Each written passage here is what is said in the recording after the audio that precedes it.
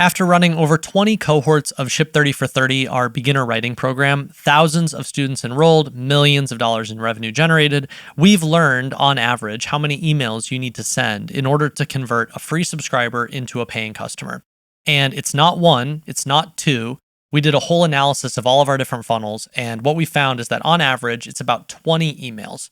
And so what I want to walk you through is this 20 email strategy that we've been using for the past couple of years to generate, like I said, millions of dollars for our beginner writing program, Ship 30 for 30.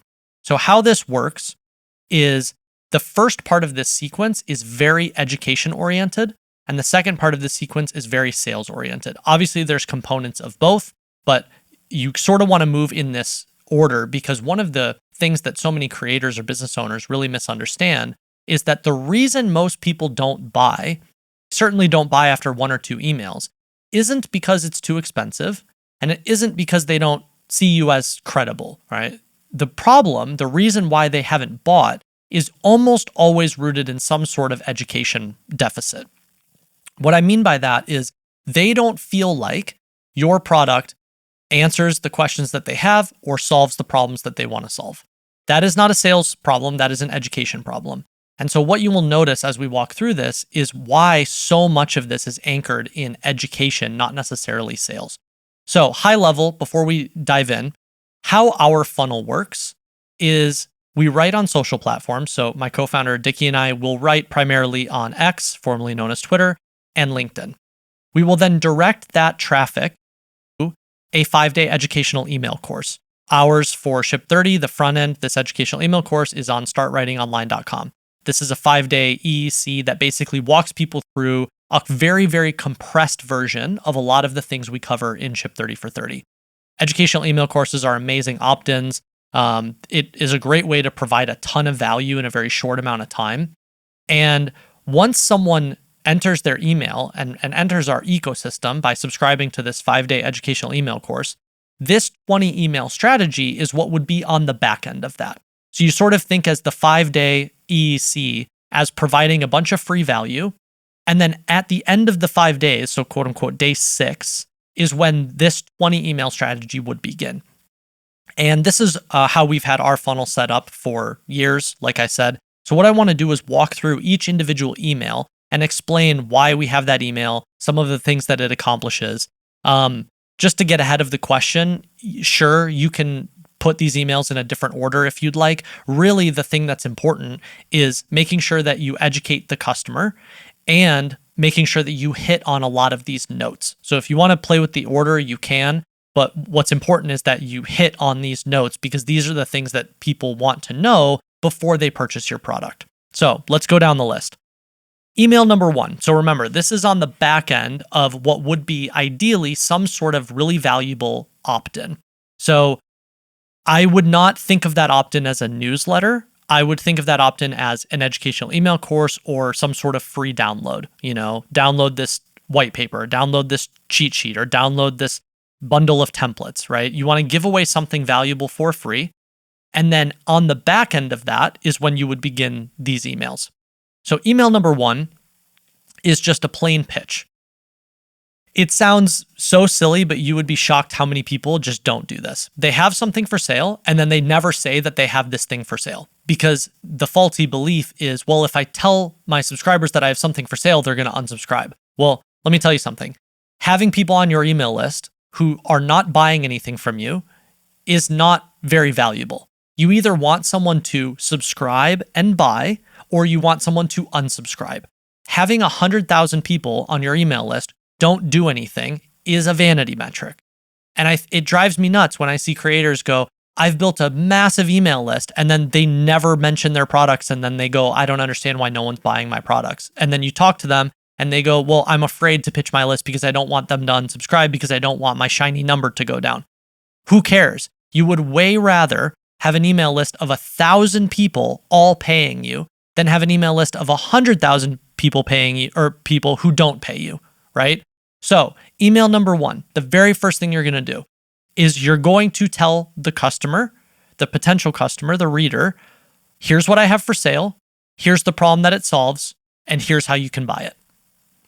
It's very simple. You're like, hey, I just walked you through 5 days of free value. by the way, we have this writing program called Ship 30 for 30. Here are the problems that it solves. Here's how you can buy it. Click this link. And if you don't do that, bare minimum, don't be surprised if people don't buy your product, because you have to tell them, I have a product for sale. Here's the problem it solves. Here's why you should buy it, right? Then email number 2, and moving forward, you'll notice how this is less and less about sales and more about education. And I want to just do a quick pause here. The real bottleneck to getting someone to buy is very rarely a sales problem, and it's almost always an education problem. And I'll give you a quick example. So recently I was looking to buy, I was going to get on the bandwagon. I was looking to buy a like ice bath for my house. And I found this really great company. I just Google searched around, found this great company. They had great branding. They had a ton of testimonials, right? They check all of those boxes. But the reason I didn't buy was because I was on their website and they kept talking about how great the cold plunge was, but they didn't answer any of my questions. I was like, how often do I have to clean this thing? And can bacteria grow in it? And how often do I have to swap the water? And if I leave it outside, is the temperature, this was when I was living in Miami. I'm like, can it survive Miami temperatures? How long is it going to last if I leave it outside? Do I need to get a cover? I had all of these questions. And meanwhile, the company was just like, here's how great it is. And here's all these testimonials. And look at our sexy branding. And by the way, do you want 10% off your order? And I'm like, none of those things are the reason why I'm not buying. And eventually I didn't buy the cold plunge because my questions weren't answered. And I felt, notice the word, I felt uncertain about my decision. I felt uncertain about my ability to buy something that would give me the thing that I was looking for. It had nothing to do with price, had nothing to do with branding, it had nothing to do with credibility or testimonials. And this is something so many people really misunderstand, especially when it comes to email marketing and setting up sequences. So email number 2, and as we get further and further along, you will notice this is way more about education, because we need to empower the potential customer to feel like they can make an educated decision. So email number 2 is, who is this for? So this is where your second email essentially says, hey, you might be one of these 3 different archetypes.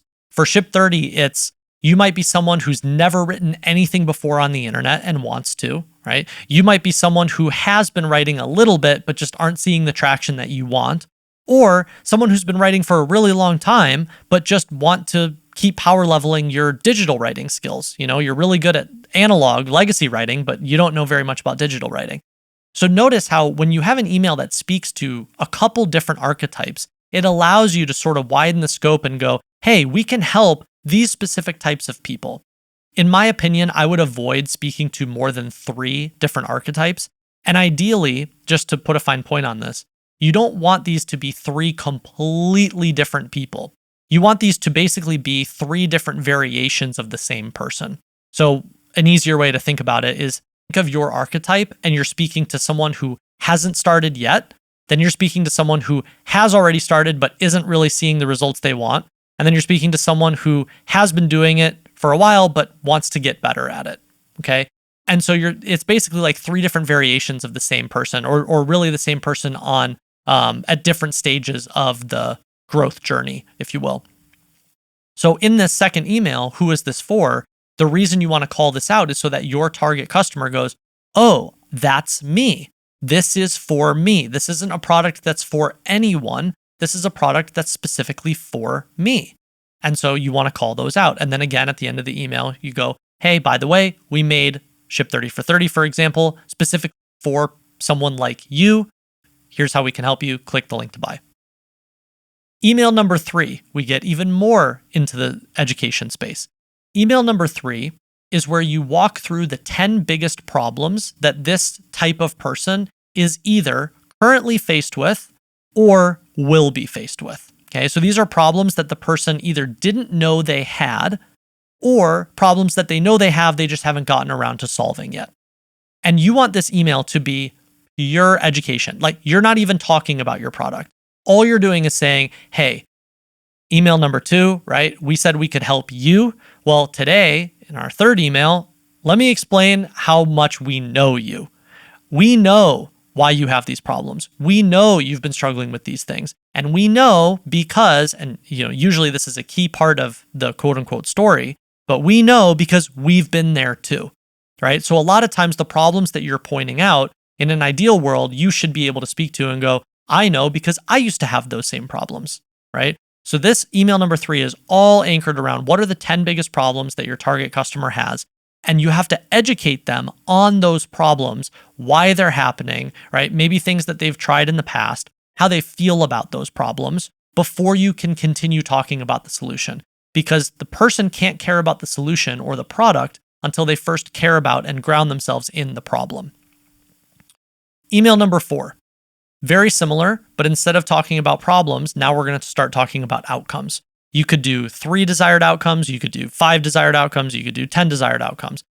Chances are problem list is usually bigger, right? Most of the time when someone wants to get better at something, their list of problems is very long, but their list of outcomes and the things they desire is typically pretty short. It's like, I have all these problems, but I really just want to solve this one thing, or I really just want to unlock this one thing. So in this email, basically what you want to think through are what are the, let's just call it 3 desired outcomes that this target person would care the most about.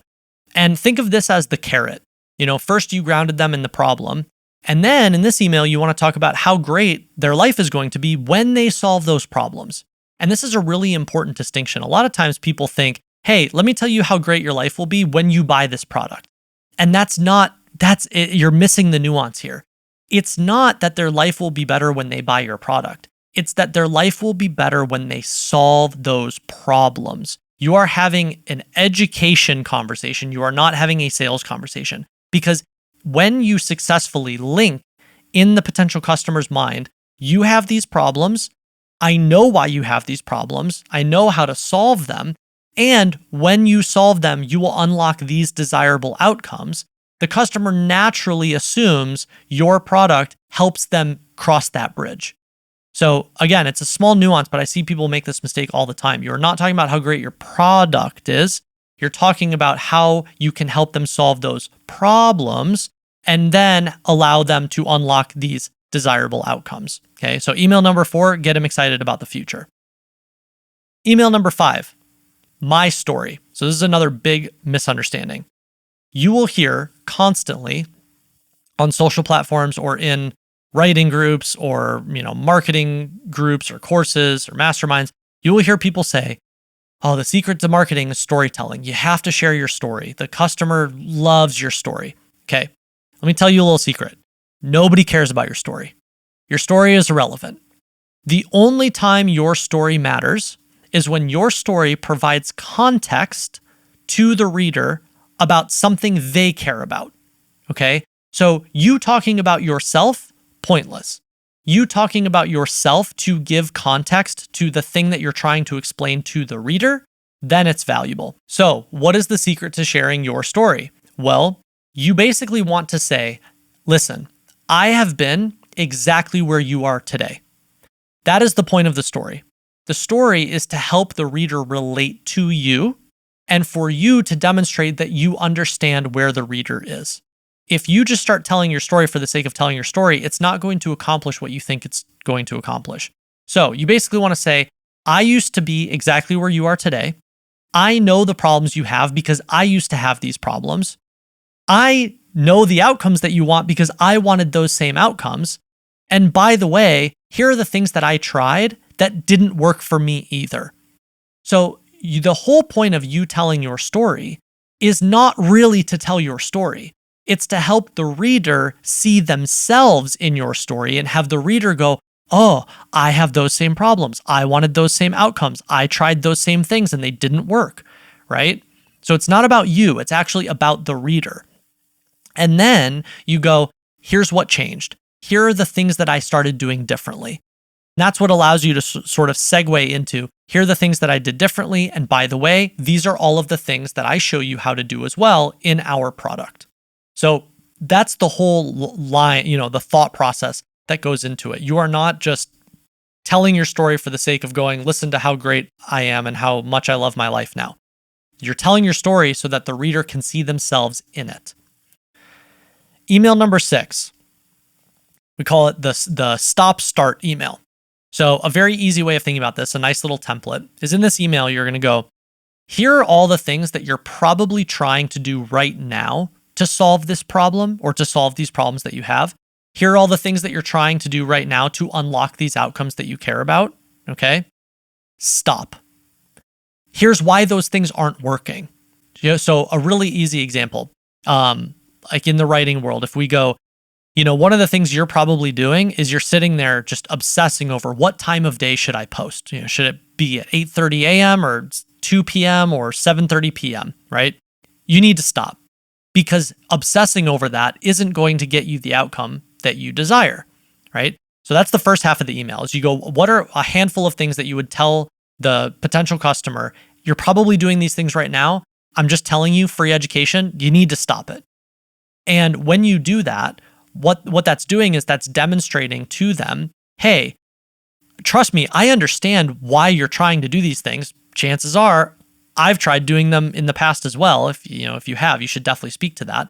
And then when you tell them to stop, what's the natural next question? The next question the reader has is, well, what should I be doing instead? Segue into the second half of the email, right? Instead, you should start doing these things. And guess what things you're going to have them start doing? Well, they're all the things that you walk them through in your product, right? So you give them the free education. You go, you should stop doing this and you should start doing this instead. Oh, and by the way, if you want us to just tell you how all of this works, or you want us to hold your hand through it, or you want us to just give you the blueprint or give you all of the templates, these are the things that we cover specifically in our product. So this start-stop email is a very powerful education tool for customers. Email number 7 are the myths. So myths, faulty beliefs, what are the things that your potential customer is telling themselves, keeping them from taking action? And this is one of those things where ideally, you want your target customer to basically be the former version of yourself, ideally, because then you understand what all these faulty beliefs are. If for some reason you don't know, like you're trying to build an audience or launch products in a space where you weren't the target customer yourself, then you need to go talk to people and you need to listen closely and go, what are the narratives that they're telling themselves, keeping them from moving forward or keeping them from taking action? So in this email, you basically are walking through, here are the faulty beliefs that most people have that keep them from whatever the action step is. And a lot of times these faulty beliefs go multiple layers. So you might say something like, faulty belief number 1, they think, we'll use Ship30 as an example, you might think that you aren't a very good writer. And so you don't think that you would be able to take Ship30 for 30 or even start building a daily writing habit. Well, the root of that problem, little copywriting technique, never blame the customer, always give the customer someone to blame, right? The root of that problem is, I don't blame you, the traditional education system kind of makes everybody feel like they aren't very good writers growing up. Maybe that resonates with you. That's certainly how I felt, right? And then the root of the problem is not just, oh, I'm not a very good writer, or root of that, blame the traditional education system, but the root of the root is, and honestly, like maybe you're sitting there just, if you feel like you have low self-confidence or you're afraid to put yourself out there. It actually doesn't have to do with whether you're a good writer or not. You have this underlying fear of, but what happens if I put myself out there? And as you start to really dig into the psychology behind these decisions, that's where you start unlocking really powerful copy inside these emails. Because the reason people don't buy usually isn't all the surface level stuff people talk about. It's an education problem, and that education problem is rooted in some sort of faulty belief or, unhealthy narrative that the person's telling themselves. I can't tell you how many times we see people go through Ship30 who at the beginning go, there's no way I could write. I'm terrified of putting myself out there. I feel insecure about my writing voice. I'm afraid of being judged. And then you see them come out the other side and they go, oh, that wasn't so hard, right? I've seen that pattern over and over and over again. And I think part of why our emails resonate so much with people is because we speak to those things. And so that's a question you need to ask yourself is, how can you speak to these faulty beliefs that are deeply rooted in the person that you want to try to help? And you have to recognize that even just you pointing these faulty beliefs out is valuable, right? Most people aren't even aware that these faulty beliefs are happening. They can't hear that narrative going on in their head. So when you point that out to someone, they're actually really grateful for it. Again, education. Email number 8, quick tips. So this is a pure education. I love throwing this in there. Again, the goal is not really to talk about how great the product is. The goal is to go, look, I know how to help you, and I can prove that I know how to help you. So whether you buy from us or not, let me give you some quick tips. Let's say you want to go do this on your own. If you're going to do this on your own, here's what I would do. And everyone thinks it's so counterintuitive, but everyone thinks, well, if you give away the answers, the person's not going to want to buy from you. And I've sold over $5 million worth of ghostwriting services. I've sold over $10 million worth of digital products. I can tell you unequivocally, it is always the opposite. The more you give away for free, the more the person wants to buy from you because they trust you. The less you give away for free, the harder it is to get people to buy from you. So I'm just telling you, if you're sitting there thinking, if I give away things for free, they're not going to want to buy, everyone makes this mistake, and it is always the opposite. So email number 8, quick tips. You want to do this on your own? Okay, if you don't end up buying Ship 30 for 30, let me just tell you what I would do, right? And again, this doesn't need to be well, now I have to explain everything in depth. This is going to be a 30,000 word email. All you have to do is just very high level. These are the things I would do. If you want to go figure this out on your own, by all means, let me just point you in the right direction. What does that do? It's like a no sell sell. I'm not going to sell you. I'm just going to tell you. And then as a result, the customer goes, well, thanks for telling me. Could you tell me more things? Oh, well, then I should probably go buy your product, right? Email number 9. This is a cool pairing with the email before it, email number 8. Email number 9 is all about mistakes. So you can sort of build, you can see how you can construct these sequences where you can sort of build on each one. They don't have to be perfectly linear, but sometimes there's benefits in, having one email come before the next one. So email 9, you're talking about all of the mistakes most people make when they try to do this on their own. So what you can do is you can reference email 8 and go, hey, yesterday I told you if you want to go do this on your own, these are the things I would focus on. But I also, more free education, but I also just want to point out to you, here are some of the mistakes most people make when they try and go do that. And so again, what you're doing is you're helping them become aware of how difficult it is to do this thing on their own. And as people become more and more aware of how difficult it is to do something on their own, they naturally come to the conclusion, boy, I could save myself all of this time, energy, and effort if I just buy the answers, right? And the product is all of the answers. And so I love this, email 8 quick tips going into email 9 mistakes combo, because it really allows you to go, again, you want to do this on your own, by all means. Let me just tell you, as soon as you start heading into that forest, these are all the things you can expect. And the more that you educate people on all the things that they're going to expect, the more they naturally come to the conclusion, I don't know that I really want to walk into this dark forest all by myself, right? Again, no sell, sell. Email number 10. This sort of rounds out the first half of our sequence. Email number 10, last real free education, are templates. Templates are amazing things to give away for free because they are tangible. When you give someone a template, the reader can feel that template, right? They can copy paste the template.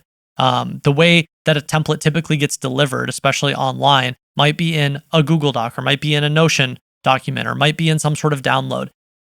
Even though these things are quote unquote digital air, they're still objects, right? You're like, oh, I'm getting a Google Doc that feels like an object in the digital world. So I love giving away templates because it really feels like you're giving the reader something very, very tangible. And so what I like to do in one of our emails, and in email 10 here, is basically go, hey, one more thing I want to give you before you head into that forest. You want to try to do this on your own? No problem. Keep in mind, these are some of the mistakes people make. So what I went ahead and did is I put together a couple of these templates to help you avoid those mistakes so that you start your journey off on the right foot. So again, you're sort of like, hey, I know if you're about to walk into that forest, just wanted to give you a flashlight. And it's the no sell sell. It's like the more that you give people, the more they start to naturally come to the conclusion, man, you're giving me all of this for free. I wonder what is inside the paid thing, right? That is the goal. That is how you want the customer to feel. And notice how different that feeling is, rather than the customer feeling like, you just keep talking about how great your product is. And, do I want 20% off? And like, those aren't the things keeping the person from buying. What's keeping the person from buying is them not feeling educated on the decision. Okay. So that's the first half of the sequence. And notice how much of it is not about sales. It's really about helping the customer make sure that they are making the right decision for them. Now, after these first 10 emails, you should feel like you have no problem pitching the customer, because you basically, and in an ideal world, you wrote for free on social platforms, free education. You drove them to some sort of free opt-in, free education, in our case, our 5-day educational email course. And then you gave them another 10 emails on the back of that weren't really about your product. They were about helping the customer become aware of a problem they didn't know they had, or a problem that they know they have, they just haven't gotten around to fixing, and all of the outcomes and the faulty beliefs, right? The mistakes that most people make. That's a ton of free education. So that's the first half of the sequence. The second half of the sequence is going to be much more quote unquote sales oriented. And again, you can only do this at this point because you did all the upfront work on educating the customer. The customer can't care about the solution until they first care about the problem. So in this back half, you shouldn't feel any sort of way about pitching the customer, because in an ideal world, you've already given them a ton of free education and content on social platforms. That's probably how they found you and got into your ecosystem. You ideally drove that traffic to some sort of free opt-in. In our case, that's our free 5-day educational email course, Start Writing Online. So you gave them free value there. Then on the back end of that, some sort of free opt-in, you just gave them 10 emails that are extremely education oriented, right? You help them become aware of problems that they're faced with. You educate them on outcomes that they might want, mistakes that most people make, faulty beliefs, things that are holding them back. All of this is free education. And so after 10 more emails of that, if the person is still reading, it's time to lean into, look, we can help you. Let me tell you specifically how we can help you, okay? And I already mentioned it, but the big thing I want to emphasize here is, as a general rule of thumb, selling digital products, the more emails you send, the more money you make. The less emails you send, the less money you make. And every single time I see a creator go, sales are down, or I don't know why people aren't buying my product, the vast majority of the time, it's because they don't want to send too many emails because they're afraid of people unsubscribing. And we've seen it internally. We've sent thousands of emails at this point. We've had over 10,000 people go through Ship 30 for 30, generated millions of dollars. I'm telling you, the more emails you send, the more that you get people over the finish line. The less emails you send, the less effective your funnel is. So, email 11. This is where you start pitching the product. This is where you start really digging into, here's how we can help you. Email 11 is everything that's included. So what this is this is basically a walkthrough of whatever product you're selling. Here's everything you're going to get. Here are all of the topics that the modules cover. You're going to get text and video. Here are the different templates we give you. Here are the different cheat sheets we give you. Here are the different bonuses that we throw in there. It is just one big, here's everything that we're giving you. And ideally, this is a really important nuance. Ideally, every time you say, here's another thing we're giving you, you're not just talking about the product, but you're linking that part of the product to a problem that the customer has. So you don't just say, hey, we give you 10 hours of curriculum.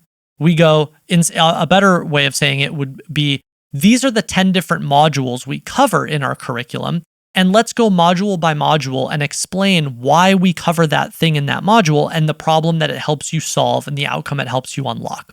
So you don't really just want to go product, product, product. You want to link elements of the product back to education, the things that the customer cares about, the problems they want to solve, the outcomes that they want to unlock. Email number 12 is when you get into bonuses. So bonuses are something that a lot of people don't know how to use strategically. in their digital product. So I'm going to give you a quick little crash course here. The way to think about bonuses are, what are the 3 biggest objections that someone would have from buying your product? Whatever those objections are, you turn those into bonus ideas. So for example, let's say one of the biggest objections that someone has to buying your product is them going, I feel like this might work. I just don't know if I have the time. I'm really busy. I work a full-time job. I have 2 kids. Well, then it would be awesome to have bonus number 1. If you're someone who's really busy working a full-time job, you have a couple kids running around at home, we created a fast track version of our product. We compressed it down. Everything, all of the most important ideas, instead of a 10-hour curriculum, is compressed down into an hour-long curriculum. So you get both. You can always go through the 10-hour one at your own pace later. But if you just want to binge the fast track 1-hour curriculum, you can get this done in a single day. Well, now you just overcame the objection with a bonus. That is the way to think about bonuses. And it's a very, very powerful framework once you start to understand how that works. So I guess just going down the rabbit hole a little deeper here, one of the mistakes that people make with bonuses is they just go, how do I dump more in? They almost think that, volume is the answer. And in this case, it's not. Like if you go, a really great example is when people do book launches and they go, hey, if you buy my book early, I'll give you a bonus chapter. Well, the person hasn't even read the book. So why would they care about another chapter of a thing they haven't even read yet? They don't even know if they like it. So why would you give them more of the thing they don't know they like? Right? So that's how most people think about bonuses, and they fall flat. You might see a lot of people do this and think that it's successful, but it unlocks a fraction of the upside, as opposed to if you think about bonuses as a vehicle for overcoming objections. So don't just think I'm going to dump more. Think what are the 3 biggest objections that someone would have to buying my product, and how can I create bonuses that address that objection? Then email number 13. Notice we're just sort of checking off different boxes. Like, what are the things a customer would need to know? Email number 13, want proof. Want proof it works. Want proof people are happy. Want proof that we're not just some random people on the internet. Testimonials. This is a pure testimonial email. It's just, let me show you and talk about all the people who are happy because they bought this product. And one of the things, the objection that I always hear whenever I talk about this or I walk people through the sequence is they go, well, what if I don't have testimonials yet? Well, first of all, you shouldn't be building this 20 email sequence until you have first had a bunch of people go through your product for free. Because so much of this sequence is based on you really understanding who the person is that you're trying to help. And so what I would really recommend before you even begin assembling something like this is build a V1, a very, very basic V1 of your digital product. I'm talking Google Docs and Loom videos. Then go find 10, 20, 30 people to go through it for free. Then get all of their feedback, make a V2, and in exchange for them going through it, anyone who's happy and was like, hey, thanks for free access, I went through it, by the way, it actually was pretty helpful, get testimonials. And if you do that upfront work, not only will you have testimonials for this sequence, but you will also have so much more content to play with for writing all of these emails, because you're going to have talked to your target customer directly, and you're going to know exactly what to improve for the V2 of your product. So small tangent, but you need to go do that upfront work first. Email 14. This is where this is more of a sales copy type email. I love this email. We use it in all of our sequences. Email 14 is, where will you be 1 year from now? So basically what you want to do is you want to future pace 2 different scenarios for your target customer. You go, one scenario, where will you be a year from now if you don't take action? If you don't just let us tell you all the answers, go, I'm going to try and do this on my own, and you've been trying to do it on your own, you haven't figured it out yet. So where will you be a year from now if you just keep trying to do the same thing you've been doing? Versus, where will you be a year from now if you allow us to help you? And you basically are painting 2 very different outcomes. And you go, one outcome is you probably end up exactly where you are today. Your life doesn't change very much. The other outcome is, here are all the great things that are going to happen on the other side. right? So you're getting them excited about the journey. Sort of like imagine someone at a bus station or a train station. You're trying to sell them on going on this long journey, right? Well, the way you sell them is you're like, hey, I promise, you get on this thing. When you get to Los Angeles, when you get to the West Coast, oh, the weather is incredible. And they have all this great healthy food and the restaurants are amazing, right? You're selling them on going on the journey. And that's really what this email is intended to do. And you're sort of amplifying that decision by also presenting the counterpoint. The counterpoint is, hey, and if you don't go on this journey, you're probably going to be stuck on the East Coast during Christmas and it's going to be really snowy and slushy and cold and it's not going to be enjoyable. You could be on the West Coast sitting by a pool, right? So that's really the way to think about this email is you're painting these two different scenarios. Email number 15 is really a deep dive of one of the testimonials from email 13. So what we like to do here is if 13 is a big roundup of a bunch of testimonials, email 15 is we will pluck out one of those testimonials, usually someone who has seen a lot of success, like someone who's really enjoyed the product or program, someone who had a huge transformation, and we amplify it, we spotlight it. We're like, in this email, we're just going to tell you about Susie here.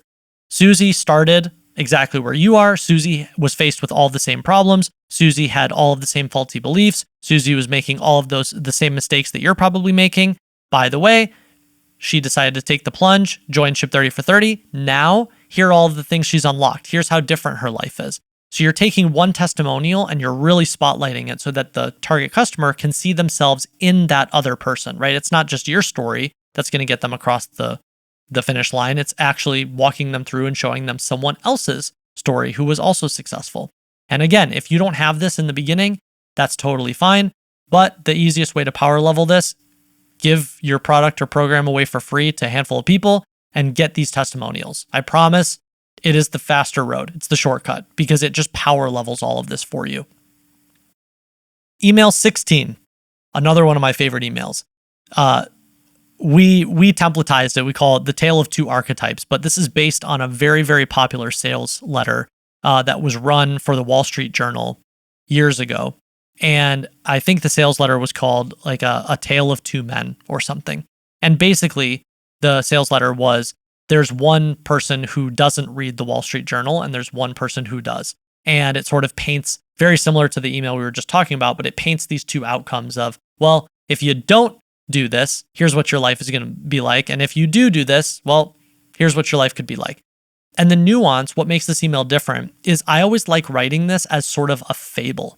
I write it almost like a creative writing exercise where I go, here's a quick story of two different types of people. And I basically create fictional versions of the person who doesn't take action and just keeps, trying to do what they've been doing forever versus the people who does decide to take action, does, join Ship 30 for 30, does build a daily writing habit, does implement all of these things that we talk about. And by telling it as a fable, it allows the potential customer to sort of see themselves in it from a different vantage point. And I've always found this email to be very, very powerful. We use this in our evergreen sequences. We use this in FOMO sequences. We use this in sporadic product launch sequences. This is one of my favorite emails to use. And if you really want to know the history, I would encourage you just Google, Wall Street Journal, Tale of Two Men sales letter, and it'll probably come up. Email 17. This is where we're sort of getting to the end of, okay, you haven't bought, so let's just get direct here. Email number 17 is what has you on the fence. So you could do this in a couple different ways. The advanced version is you could set up a little survey where you can track clicks. So you basically say, what has you on the fence? And you write out 3 potential objections and you hyperlink each one and you go, can you just click which thing has you on the fence? And then you can gather data in the back end of whatever software you're using, like ConvertKit, for example. And you can look at, well, how many people clicked objection 1, objection 2, or objection 3. That gives you some real data as to why people might not be buying, right? Usually the things that we list out are, it's too expensive, so I want to know if price is an issue.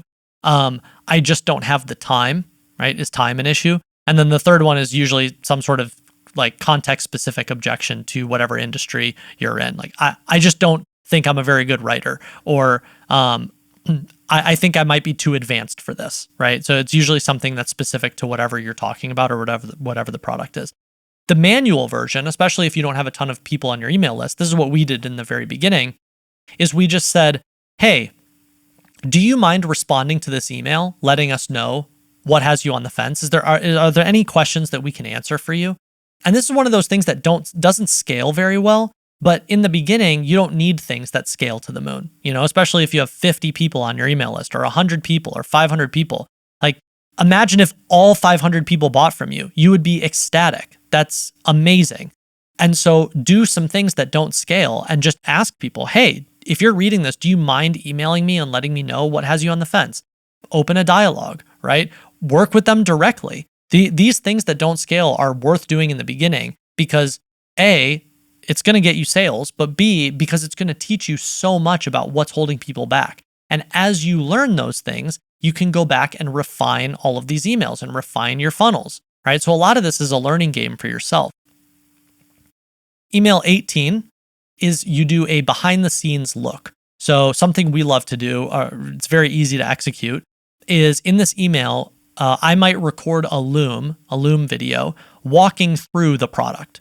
And there's something about just showing the person inside, right? It makes it feel tangible. So I'd go, hey, Cole, one of the co-founders of Ship 30 for 30, just wanted you to see what you're getting yourself into. So here, let me pull up my screen. This is what we use to host all of the modules. Let me click through all the different modules. Here's how long they are. Here's a bunch of the things that we cover, right? You're basically giving them a tour of the product. And I've always found that that is another really helpful thing. It helps the person see that it's real. It might just give them a little different perspective. Like, oh, I had no idea that there was a whole vault of videos included in here. Like, I didn't know that. I missed that in one of the emails, right? So nothing like a good behind the scenes tour. Email 19. This is where you can really just play into the FOMO a little bit. Think about one of those final objections. So what's maybe the last thing keeping someone from deciding to purchase? And then what you want to do is you create a disappearing bonus that addresses that objection. So it sort of depends on obviously what you're selling and what the objection is. But for example, let's say for Ship 30 for 30, someone goes, like we look at the data and what we get from one of those previous emails is someone goes, I just feel like I've been writing online for a while and I don't know if this is advanced enough for me. Well, if we wanted to really bump this up, we might take a couple weeks and go, you know what? Let's build an entire separate mini course that's all like more advanced writing techniques and things that an average beginner might not need, but someone further along would find a lot of value in. Let's just build a whole separate product for free. And what you can do, and I would only go through that effort if you saw that objection was the thing that was keeping like 30%, 40%, 50% of people from buying, right? You wouldn't do that if it was a small minority of people that weren't buying. But if you felt like it was worth the effort, that would be the level 10 version. And so then you would add that into the funnel, into this sequence as a disappearing bonus. So you go, hey, by the way, we heard you. If you've been writing online for a long time and you just don't know if Ship 30 for 30 is advanced enough, first of all, I will say every single time someone says that, they end up going through Ship 30 and they still end up learning something. But just to sweeten the deal, we went ahead and created our Advanced Digital Writing Techniques mini course. And if you join Ship 30 in the next 48 hours, we will give you this as well for free. And that is an amazing way of just, you're killing so many different birds with one stone. And the whole key here is if you're going to take the time and deploy the effort to create a separate product as a disappearing bonus to address that objection, you also want to price anchor that bonus. So the way that we would typically execute this, we would say something like, we made this whole mini course. It was specifically for your archetype of person. To be honest, we were thinking about launching this as a separate course. We were thinking of launching it as a $500 product. But to sweeten the deal for you here, if you join Ship 30 in the next 48 hours, we will give you this $500 product for free. When you do, that is a very powerful and compelling offer. And again, like you're hitting on all these different notes, right? You're like, we hear you. You're saying, we understand like that objection is what's keeping you from joining. We have this other thing that we went and built that is specifically for that, overcoming that objection. We price anchor it. This is, you could even make it the same price as the normal thing. So that way you're like, oh, I'm basically getting 2 for 1, right? And you're price anchoring it, and you're making, you're forcing the decision to be urgent. You're injecting urgency. You go, you only have 48 hours in order to do this. And by the way, we don't sell this anywhere else. So it sort of becomes a hidden bonus only for people that get all the way through at this stage of the sequence and then still haven't bought. It's a very, very pinpointed, very strategic thing to add into your funnel. And then of course, email number 20. This is the absolute last resort. Okay. So many people will send one email and then go, oh, you didn't buy after one email. Well, here's 50% off. Huge mistake. It's not price. It's always education. So the very last email in the sequence, this is for everyone who's gone through the entire sequence and still hasn't bought. You might go, hey, let's sweeten the deal just a little bit more. We really want you to take action. We would hate for price to be a barrier to entry for you. If you sign up in the next 48 hours, here's X% off, or here's $50 off, or here's $100 off. So you would do a disappearing discount. And again, I can't emphasize enough, everyone always races and they put the discount at the very beginning. And that is the biggest mistake you can make. You are leaving a ton of money on the table, and you are really missing the point of these types of sequences. These are education sequences. These are not discount sequences. So the discount should be your absolute last resort. And the other reason, and I just want to sort of round out here and close, how does this sequence work? The reason that you make the disappearing bonus, email 19, and the disappearing discount, email 20, is because when someone is going through this sequence, whenever they buy, whatever email that gets them over the finish line, that is where you would pull them out of the sequence. Okay. So let's say they read the first 10 emails, and then email 11, they finally click the link and buy. You would not send them emails 12 through 20, right? You would pull them out of that sequence at that moment. And what we do, and what we've done in the past, is the moment someone buys, we pull them out of the sequence and we just put them on our evergreen newsletter if they're not there already. Right? So you're either moving them to your evergreen newsletter, or you're just pulling them out of the sequence and that's it. They don't receive any other emails, because you wouldn't want someone to buy email 11 and then, 8 days later go, oh, you were going to offer me a discount at email 20, right? So the only people that you're pitching the disappearing bonus and the disappearing discount to are people who have gone through the entire sequence and for whatever reason still haven't bought. And then you can go, all right, well, let's sweeten the deal. And, we made this specifically for you, but you have to take action in the next 24 hours or the next 48 hours. To be perfectly honest, we don't use, even at the back end of these sequences, we might do disappearing bonuses. We will lean in that direction first. Very rarely do we do discounts. I think just generally, when you default to discounts, you're training your customer base to go, well, you'll probably discount this later, so I might as well just wait around for it, right? And you might not notice it right away. Oftentimes, this problem gets masked when you present discounts very early on, because you're like, well, it got a bunch of people to buy. It's like, okay, well, yeah, it got a bunch of people to buy, but what did that cost you in the long run, right? So just as a final note, I really don't like relying on discounts. I think it often masks other underlying issues that are keeping customers from wanting to buy from you. And so if you are going to do it as an absolute last resort. Otherwise, the whole name of the game is all education.